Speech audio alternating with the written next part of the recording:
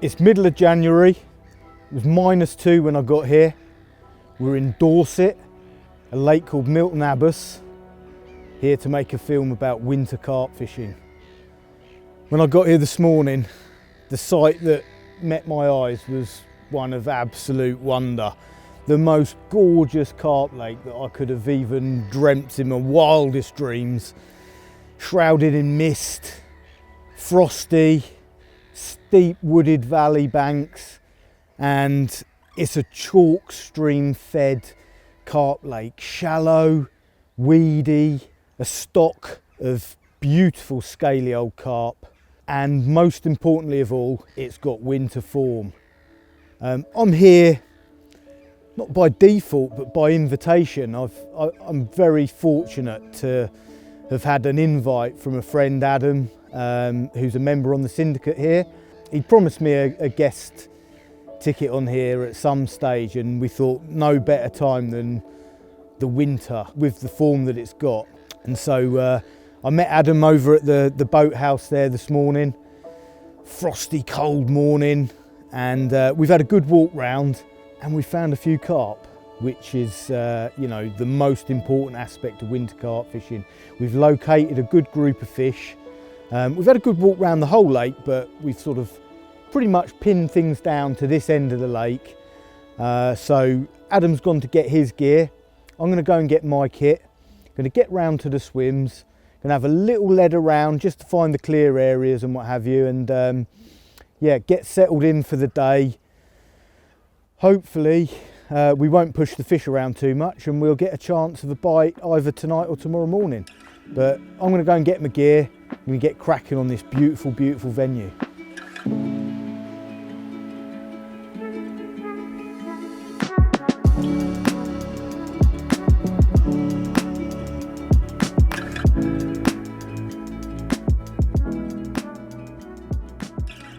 Got round to the area where we see the bulk of the activity this morning.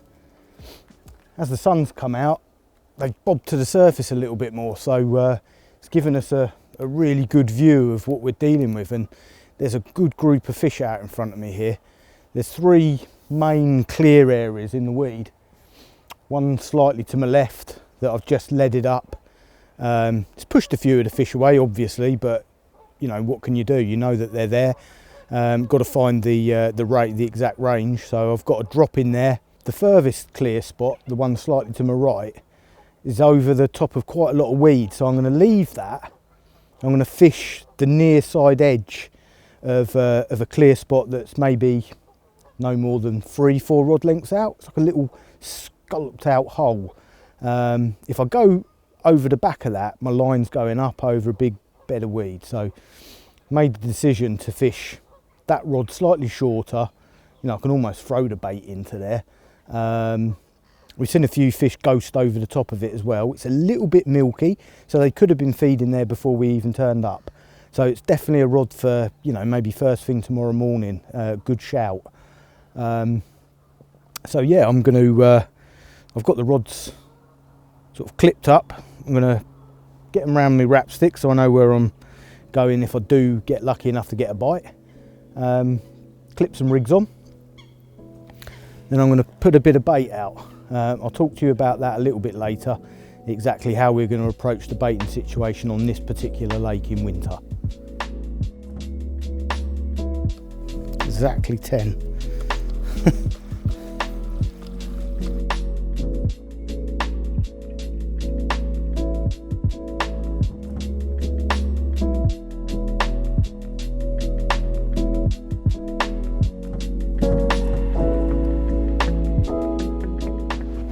The one, mate. That is the one.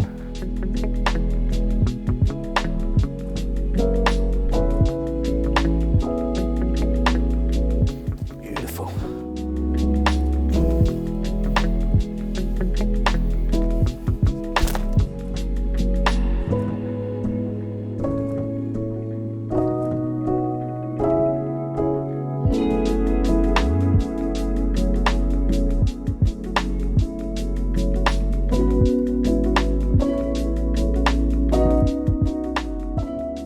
Location is without a shadow of a doubt the most important part of carp fishing, certainly for me, never more so than in the winter.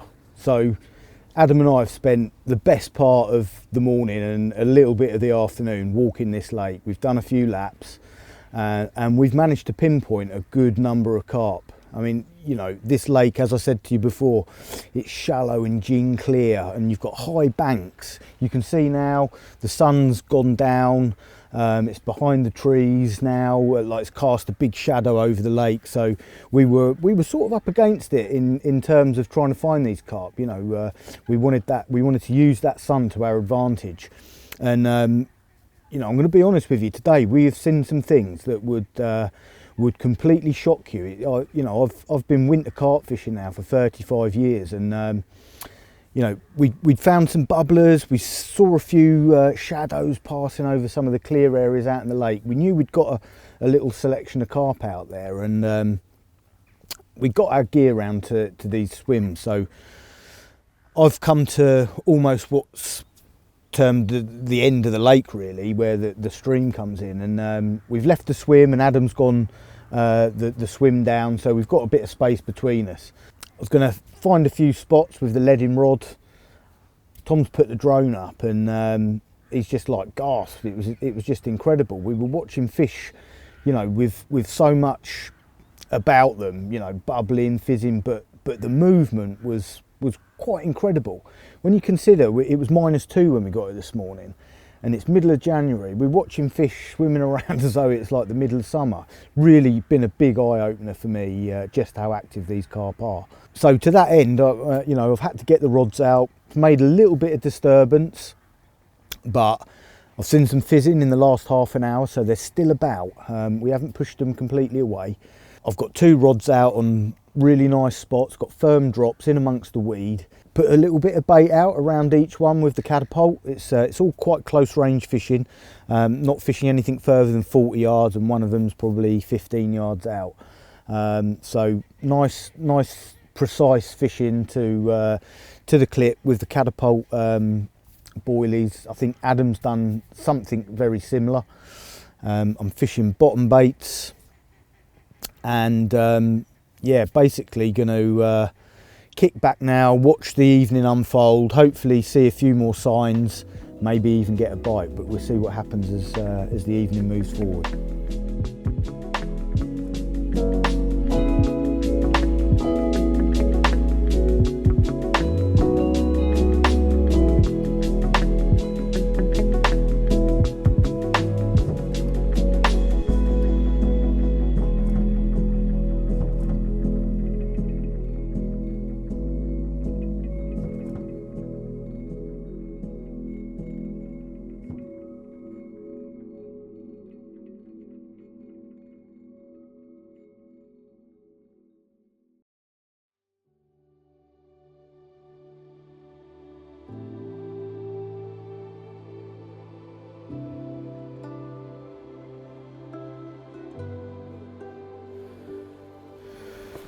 Oh man, look at this.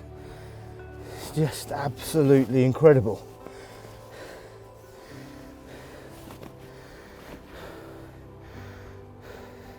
Heavy frost last night, but we did the hard work yesterday, finding the fish, and it paid off. An early morning bite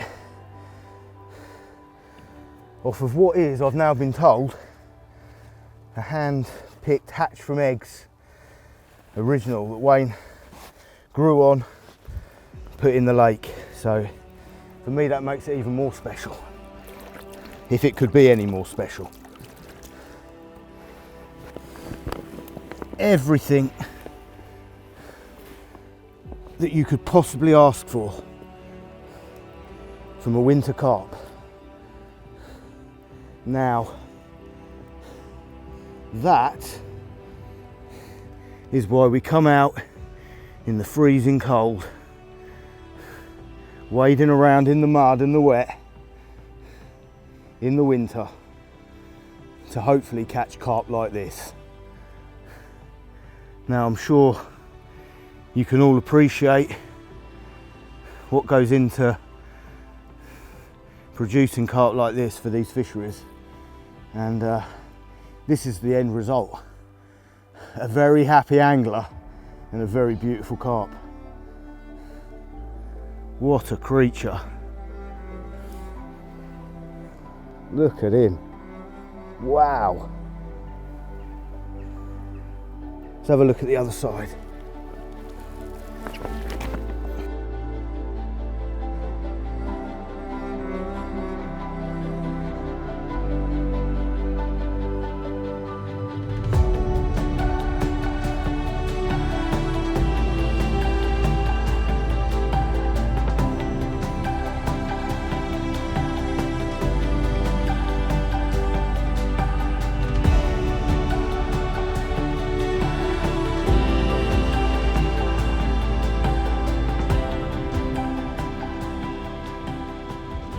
Tactics wise, winter carp angling is very much venue dependent.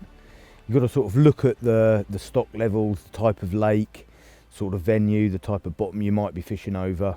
Quite often, you know, people resort to scaling everything down, the size of the bait, the amount of bait they use, even going down to the use of maggots, naturals, casters, worms, that sort of thing, to try and generate a bit of a reaction from the fish, a feeding reaction. And, you know, it can be very dependent on angling pressure. You know, once the water temperatures drop, you know, if the lake goes quiet and the bait stops going in, the fish can very quickly sort of shut down, hold up in their winter quarters, and become a little bit dormant. And once they reach that state, it's very difficult to reactivate them. The busier, often day ticket type venues that are seeing a big turnover of anglers, the line pressures, the consistent casting and baiting can very often keep the fish moving around the lake. You know, they're finding food wherever they go, and that keeps things sort of on, you know, on the side of the angler as such. Big pits that receive a lot of wind, turnover of water will respond to temperature changes quite quickly. You know, the shallower the lake as well. If you get a warm wind blowing over a period of days, it will mix the water, and that rise in temperature will very often activate the carp. This particular lake that we're on here, Milton Abbas, this is a chalk stream fed venue. That constant movement of water in and out of the lake keeps it at a nice temperature throughout the year, and it keeps those carp active, as you've seen by some of the footage that we've shown you, and what we've seen, you know, yesterday morning, watching these fish move from weed beds to the clear areas and what have you. It gave us a really good indication of just how active these fish were. And obviously prior knowledge, obviously I'd spoken to Adam prior to coming up here, and you know, he did say to me that these fish will eat throughout the coldest of months. It's got the background and history to allow me to change from what would be my normal winter tactics, which is, you know, somewhat scaling down. Quite often a single hook bait approach. If it's a new lake, I'll be casting single bright ones to any signs and shows. If I'm fishing the lake a little bit more often and I've got location pinpointed down and a baited area going, it might be different, little bags and spawned areas and such like. But here it's almost like going back to summer and autumn tactics almost. I've come here with a bucket of 16 millers, coated up with some really nice liquids, to be fair. Like I like to use liver liquid in the winter, full of rich B vitamins. It's heavy, it sits on the bottom and leaches out, gives them something to home in on. But yeah, for winter time, fairly what you could consider agricultural tactics, but you know, it's worked for me this trip, and I know it's worked for Adam on more than a few occasions. So we came here with the right tactics. Rig wise, had to think about that a little bit, because the water is tap clear. We're fishing fairly shallow spots, clear spots within the weed beds. So line lay and, you know, the type of rig that I was going to use and the materials that I was going to use, I had to give careful consideration to. So you can't use lead core on this venue, but I dispensed with the tubing and decided to go straight through to my clip and use little blobs of putty up the line, using the new OGX line from Thinking Anglers in the 0.40. There's a 0.40 rule on here as a minimum diameter, which is great because it's very heavy, sinks well, conceals itself nicely in this clear water. Rig wise, I've gone with an old faithful of mine that I've been using for many years now. Just using a new material, forthcoming material from Thinking Anglers called Tint Link, which is a tinted fluorocarbon. Perfect for these clear water conditions. It's robust, it's tough, but it's got a nice bit of movement, but enough stiffness to kick the rig out on the cast and as it's settling. So I've gone from my old faithful rig, the straightforward D rig. Because of the weedy conditions, there's still quite a lot of weed in here for this time of year. I've gone for the beak chod hook with that nice sort of talon tip point there, just sort of, you know, it grabs hold when they're shaking their head at this time of year because they're a little bit slower. It just gives you that little bit more of a grip, if you like. Great hook holds. If the fish weeds itself, it's very unlikely to come out. Got a lot of faith in these hooks. Caught a lot of fish on them this year already.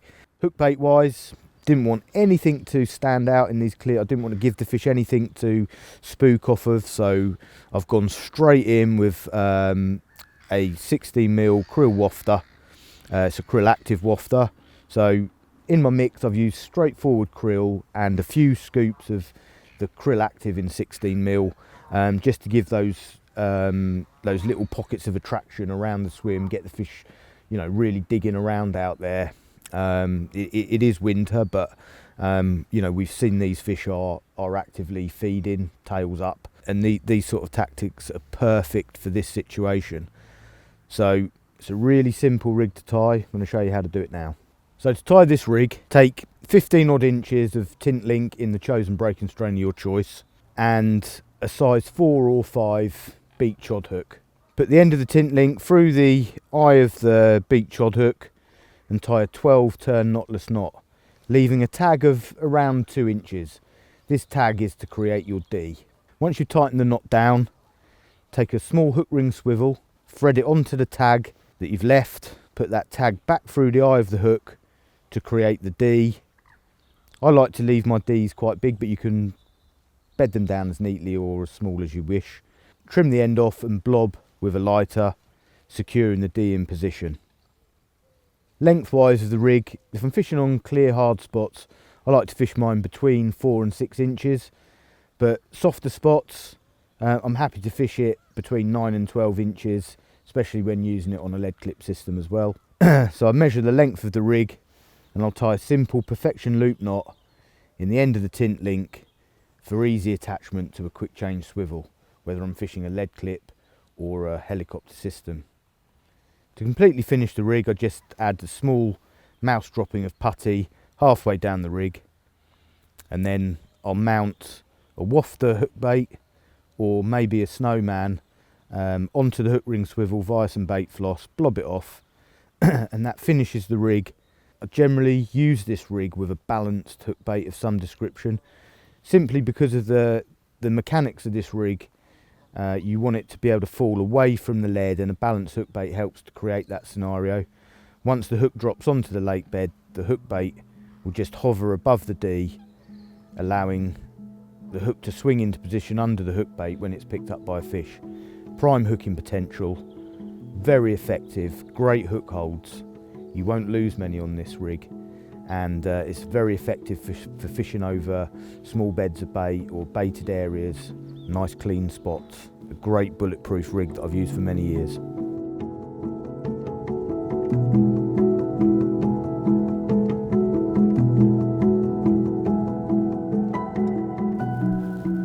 Right, I've seen some fish over on the longer spot.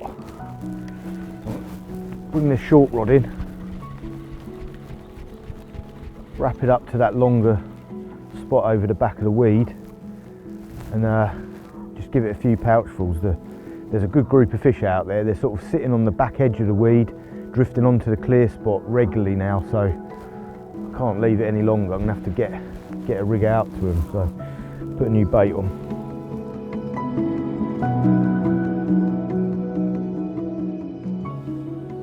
I've been fishing the winters for many years.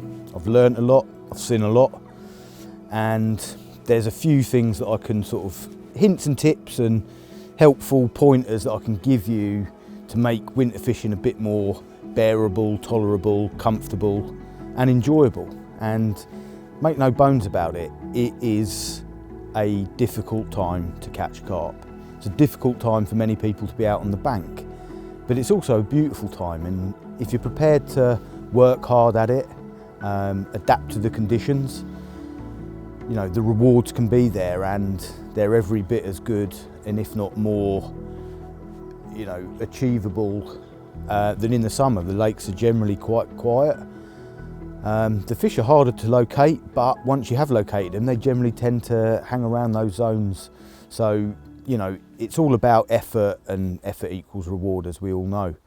So, looking into winter in a little bit more depth, comfort, I mean, over the years I've had various different sleeping bags and shelters and what have you. The main point is that to sustain your winter angling and not give up, you've got to be warm, dry and comfortable. To that end, I tend to use a decent shelter these days. I spent a lot of years fishing under a brolly. It's not ideal. It's great if you want to move quickly or be mobile, but in the winter, you generally, you know, you're in situ for maybe 24-hour periods. So in which case I use a nice shelter with a front and a door. So if the wind swings in the night or whatever, I can, you know, get out of those conditions and keep myself warm and dry. A good sleeping bag with a waterproof cover, a hot water bottle, a good stove, either a very efficient gas stove, or my preference is the old Coleman stoves in the winter, running on unleaded fuel. It's a bit cheaper, it's very efficient, very warm, doesn't get affected by temperature drops and what have you. Make sure you take some nice warm food to cook. You have to keep your energy levels up. The cold will sap your energy. If you lose energy, you'll lose your concentration and you're just going to want to go home. So, you know, I snack throughout the day. I make sure I have some nice food to cook for the evenings. It's always a good idea to be a bit more sociable in the winter if you can. You know, go with a mate, have a meet up, have socials on waters with good winter form. Make sure that you catch a few. If you're on a campaign water and you're in it for the long haul, you know, you've done the spring, summer and autumn, and you want to fish through the winter, maybe it's low stock. My biggest pointer would be, don't waste lots of time when the weather conditions aren't suitable for that lake. Keep a really close eye on the weather apps. Look at the long range forecasts. You're looking for periods of settled weather, warm periods, you know, those lovely southwesterlies with a bit of drizzle or whatever. Temperatures into double figures. But it's all very easy, and we've all done it, we've all been guilty of it. The first glimmer of 10 degrees plus and we're loading the van driving to the lake. But as a good friend of mine always said, you want 2 or 3 days of that weather to turn the water column over, mix it all in, get that, you know, get that sort of comfort zone going for those fish. So if you can time your trips, then all the better. If you can't, you just have to make the best of it and try and ensure that, you know, if you can sneak an extra night in on a nice low pressure system or whatever, you know, all these things add up. I've done it before many times, sat there with the lake freezing up around me, going in on those high pressure, cold, frosty conditions. And very often on a lot of waters, it is the kiss of death. But we have to remain adaptable. And sometimes in those conditions, if you can find groups of fish up in the layers, you know, sitting just in their little comfort zone, 2 or 3 foot down or whatever from the surface, the zigs might score you extra bites through the winter. When many are sitting on their hands with bottom baits or pop-up rigs that just are nowhere near the carp. So yeah, I've said it many times, be like a chameleon, adapt and change to the conditions that you're confronted with, and be prepared to you know, watch with absolute intensity. Any one small sign going into winter can lead to a very good winter campaign. Location is key to everything. And you know, if you know you're on fish and you're not getting the response that you possibly think you should be, chop and change. You know, it's one time of the year that I will adapt my rigs and baiting scenarios, and you know, if I feel like I need to drop down to really small hook baits or naturals or whatever, I'll do it. In the winter, the weed's generally dropped, and you know, you don't necessarily need the big bulky gear that you might do in June, July and August when you're faced with towering weed beds and what have you. So you know, talk to the anglers around the lake, the guys that have done winters on your particular venue that you've chosen. Get some history, what the fish respond well to. If you're going to a day ticket water, you know, check out the internet and you know, phone the fishery manager or the bailiffs or whatever, have a chat with them. You know, if the fish are all coming out on little tiny PVA bags, you know, little tiny morsels or whatever, and that you think that's the way to go, great. If you're on a club water or a syndicate and you're on a campaign, I can think of no better opportunity than the winter to be able to pre-bait zones. There'll be less anglers around, you won't be affecting so many people, if not anybody. And you know, I did touch on it before, but if the bait stops going in and the weather goes cold, those carp will just retreat into their, you know, torpid sort of state, and it's very hard to get them looking for bait further down the line. Moving into January and February, you know, you need to have kept them fish looking for food, and if you can do that, you can have one of your best ever winters. Just ask questions of the lake in winter more than any other time, because you know, it's tough, it's brutal.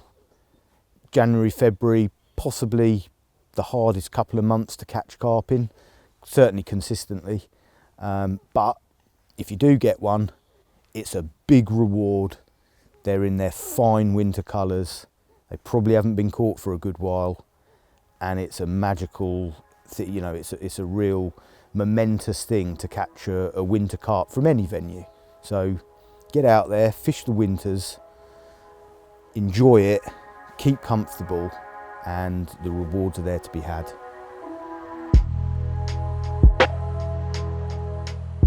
Right, I've brought the left-hander in, wrapped it back up.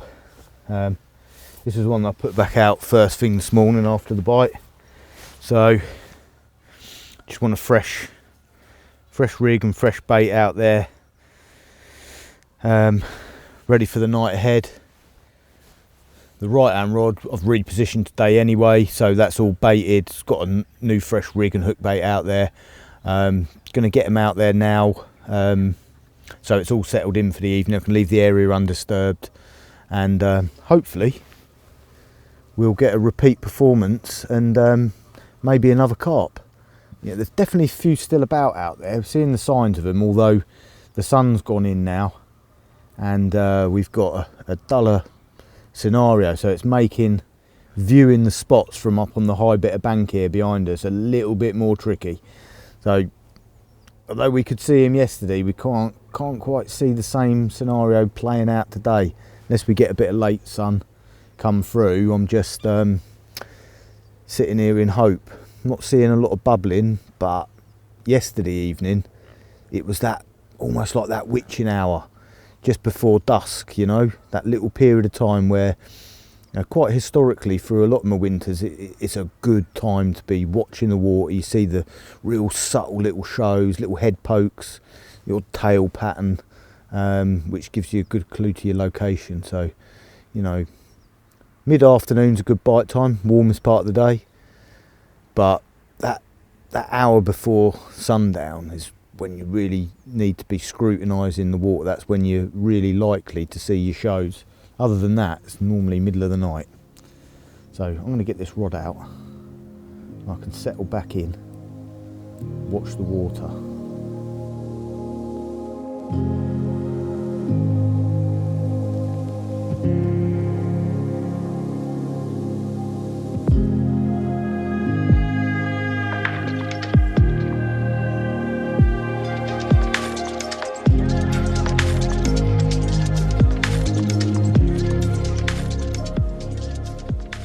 Well, dusk's closing in now on another beautiful day in deepest, darkest Dorset. We've had a gorgeous day on this beautiful old pit, and yeah, it's been fairly quiet this afternoon, but the rods are out, going into the last night now.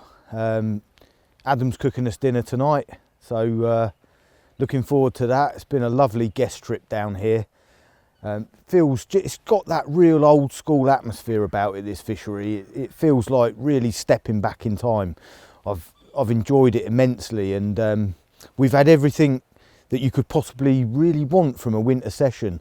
You know, frosty mornings, foggy, we've had the atmosphere, the colours of the bare skeleton trees. It's quiet, we've seen fish. I've caught an absolute belting scaly one. It'd be lovely to catch another one, but that's down to the carp. You know, conditions they're against us a little bit. It's mega high pressure. It's flat calm again, as you can see. It's going to be another cold one, but there's always a chance. We've got our location right. That's been proven. It's just down to the fact that, you know, if we catch another one, great. If not, you know, I've had the best of sessions, and just want to thank Wayne and Adam for the opportunity of coming down here and experiencing this fantastic chalk-fed lake. You know, brilliant fishery management. It's been a pleasure to be here, and I've enjoyed every moment of it.